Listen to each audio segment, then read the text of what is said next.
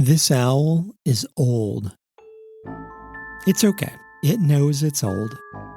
When this owl was made more than 3,000 years ago, there were still woolly mammoths roaming around an island in Alaska. It's been buried, broken, bought and sold, and brought around the world, and yet is still somehow mostly in one piece. It is about a foot tall, a little over 8 pounds of dark brownish bronze, round eyes, long beak, big belly, with an expression that looks remarkably alive, innocent, naive even, like it might sidle up to you while you're working. Hi. Nothing this old survives this long without being incredibly charismatic. The owl is a kind of charismatic mini-fauna. For most of its 3,000 years, the owl was in China, and it had a job. During ceremonies honoring ancestors, you pulled its head off and poured alcohol in. When the time came, you poured the alcohol out. The job didn't last forever, but so far, the owl has. You can imagine the conversations, dynasty after dynasty. Keep, toss, or give away. And every time, the answer was keep. Then, about 100 years ago, the owl came to Minneapolis. And in 1950, it came to the Minneapolis Institute of Art. Visitors have always loved the owl. People around the world, actually. There's a photograph from 1954 of a Japanese scholar who comes to Minneapolis that year, in January, and is holding the owl with white-gloved hands. The room around him completely dark, as though they are on a stage. There are only a few owl bronzes this old and this interesting left in the world, and this one is both the oldest and most interesting. But a few years ago, the owl was on display in a show of ancient Chinese art. The room was shadowy. The owl was perched on a pedestal. A boy was walking backward. And suddenly, the owl was flying, defying gravity. And then it wasn't. This is the Object Podcast, produced by the Minneapolis Institute of Art, now showing modern art and politics in Germany, 1910 to 1945, featuring 4 decades of art that trace the course of the German experience from the experimental 1920s to the art bans of the Nazi era. The Object is made possible by generous support from Ameriprise Financial, a proud supporter of the Minneapolis Institute of Art and committed to the future of art and culture in the communities they serve. Ameriprise Financial, helping people feel confident about their financial future since 1894. Today, a story about the extraordinary life of an extraordinary bird. A life that has taken it across most of recorded history and most of the world. A bird now back at the museum after, some restoration, some recombobulation, some R&R, a story of what we value and what we don't, why some things survive and why most do not. I'm Tim Gihring.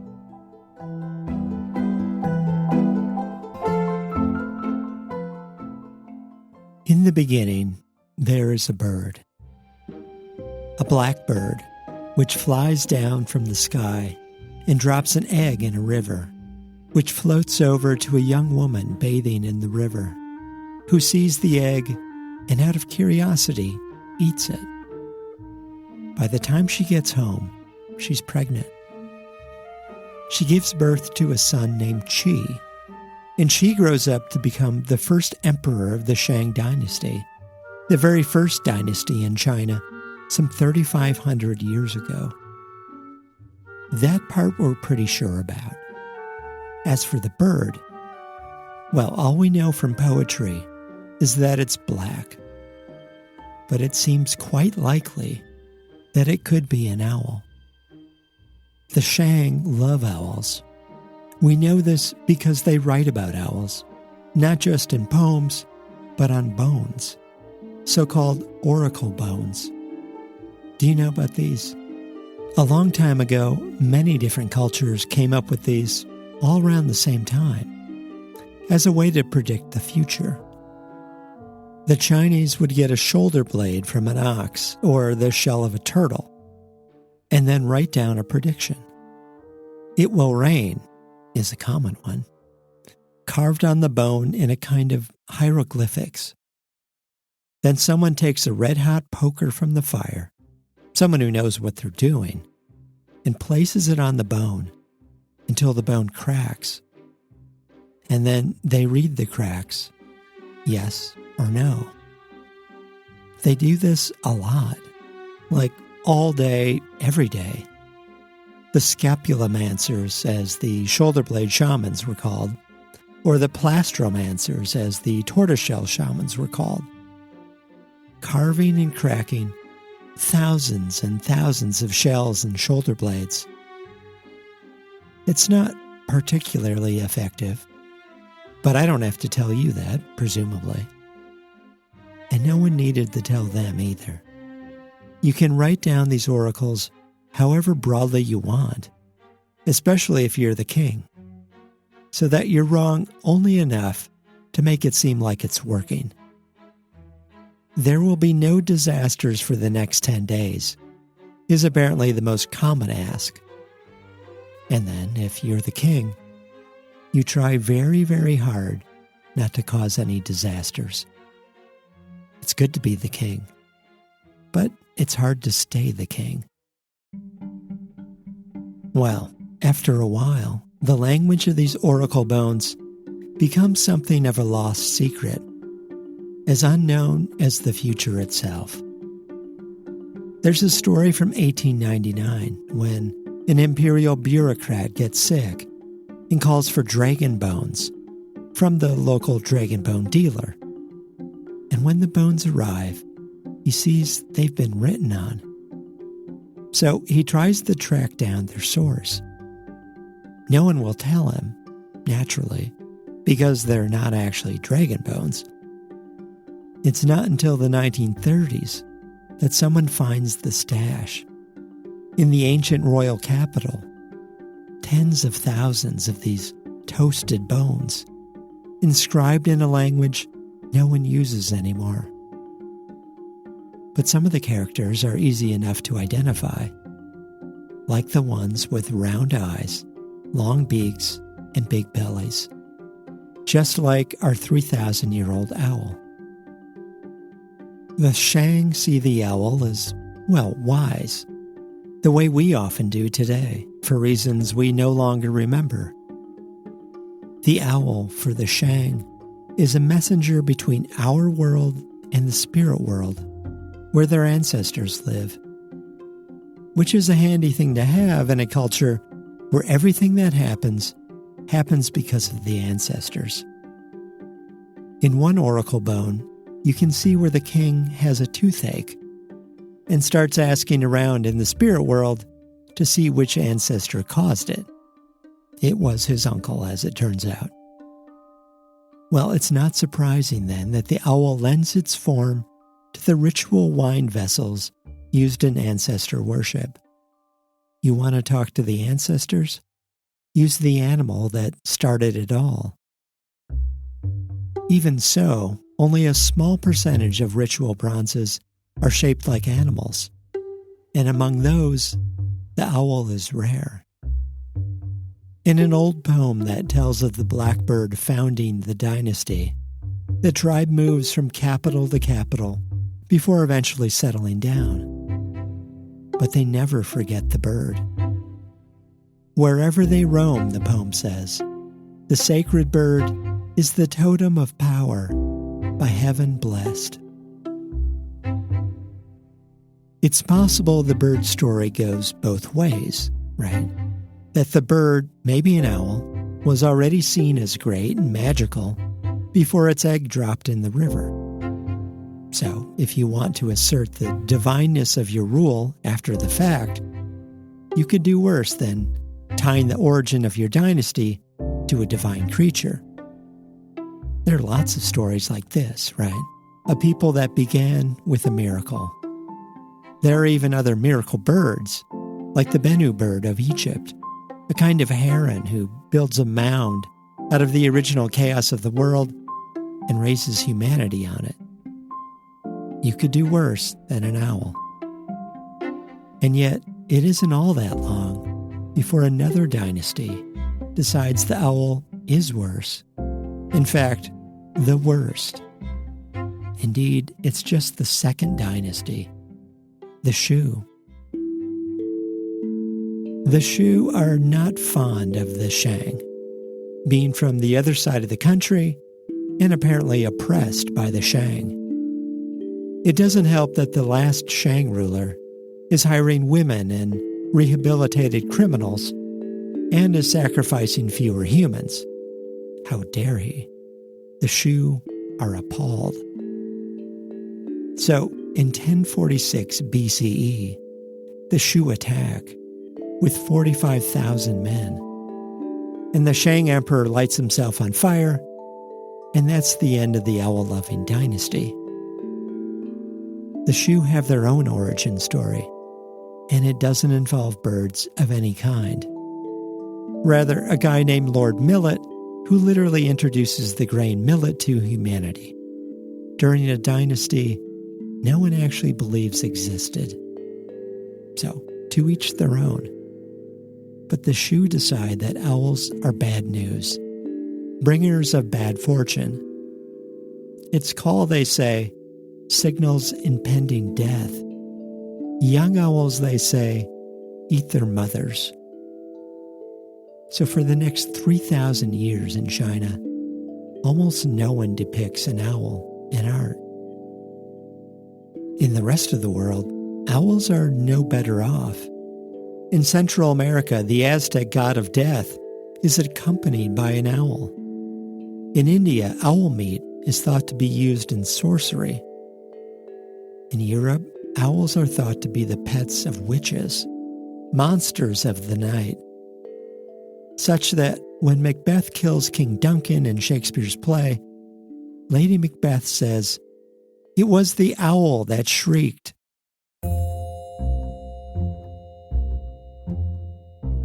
Let's jump ahead to the late 1800s in Minneapolis, the flour milling capital of the world then, where Alfred Fisk Pillsbury is growing up as an heir to a very different kind of dynasty.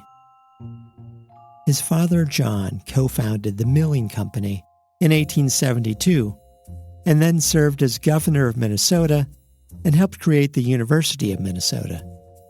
He did it all, which raises a rather high bar for Alfred.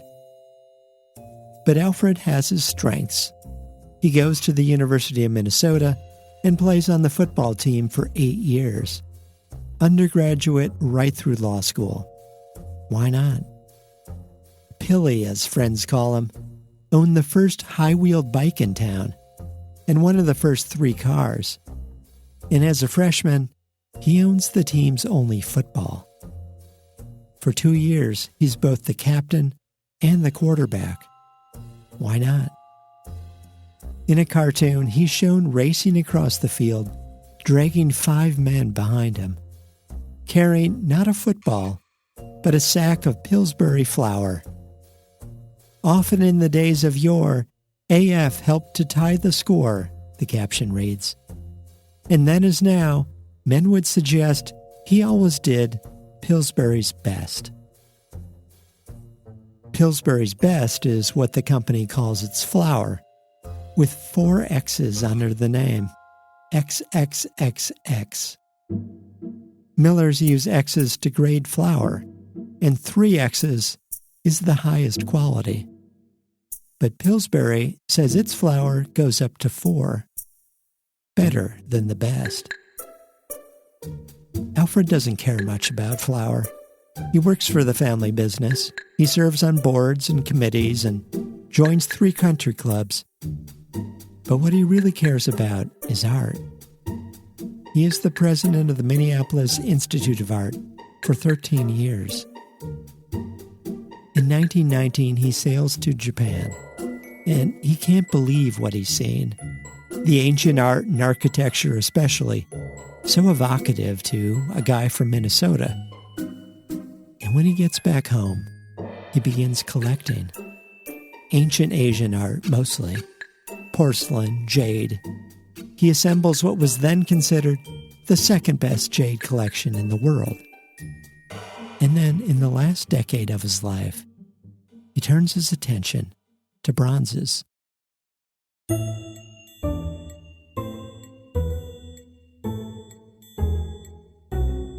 In the early 1900s, after the Boxer Rebellion, when the Western powers effectively ended imperial rule in China and bankrupted the country, Chinese art and artifacts are being sold by the boxcar. Pillsbury works with one of the most effective and prolific dealers in Asian art, a Chinese immigrant to France who goes by C.T. Liu, a man who lives and works out of a pagoda in Paris. Liu has guys everywhere in Asia looking for the best stuff, and has the added benefit of incredibly good taste. So it's not surprising that in the late 1920s and 1930s, when Pillsbury really starts collecting bronzes, Liu brings him the best of the best, 4Xs. Pillsbury lives in a Tudor Gothic stone mansion, the Pillsbury Castle, across a park from the museum. He fills it with art, like 150 of these ritual bronze vessels, including the owl. Ancient bronzes are the, quote, natural last step in Pillsbury's collecting, the museum says in an article published in 1948, and the most satisfying. In a way, the museum says, they make Mr. Pillsbury the friend of everyone who knows his treasures, because they reflect to an unusual degree the personality of the man who assembled them. It is no accident that they are of uniformly high quality, that they are subtle and understated, that they reveal a profound feeling for form and color, and that they are spiced by a sly humor, which is the more effective for its infrequent intrusion. 2 years later, Pilly is dead.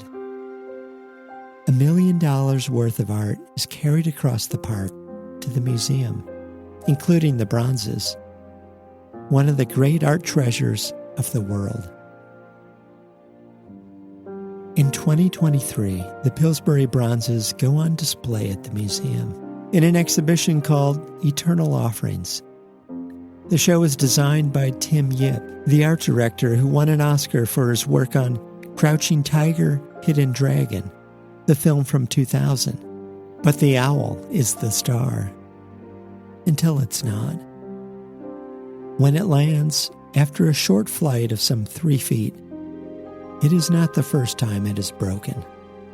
We know this because it breaks mostly along the same fault lines as before. No one gets through 3 millennia intact. It is placed in the hands of a Japanese expert in bronzes, a conservator who has restored many of them for museums and collectors around the world. It takes 2 years to piece the owl back together, with a few new pieces cast in bronze and soldered in, so that the owl is stronger than before.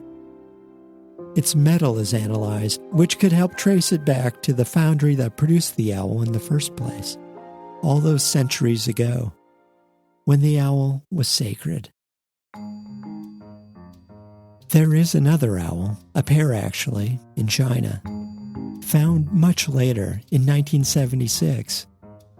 And now perhaps the most famous bronze owls, because we know where they came from, and they came from the tomb of an important person, Fu Hao, one of the many wives of a Shang dynasty king, and also a general and a high priestess.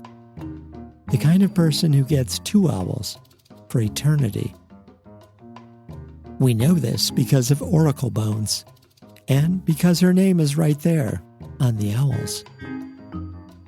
The owls have a kind of beauty, but mostly an intensity. They look like owls that would kick your ass. Pillsbury's owl, not so much. It had its own ass kicked, and always came back for more. In fact, it is back in the museum now, in a case where it's virtually certain to stay put. Still about a foot tall, a little over 8 pounds, of dark brownish bronze. Round eyes, long beak, big belly. Still the best out there, some would say. 4 X's.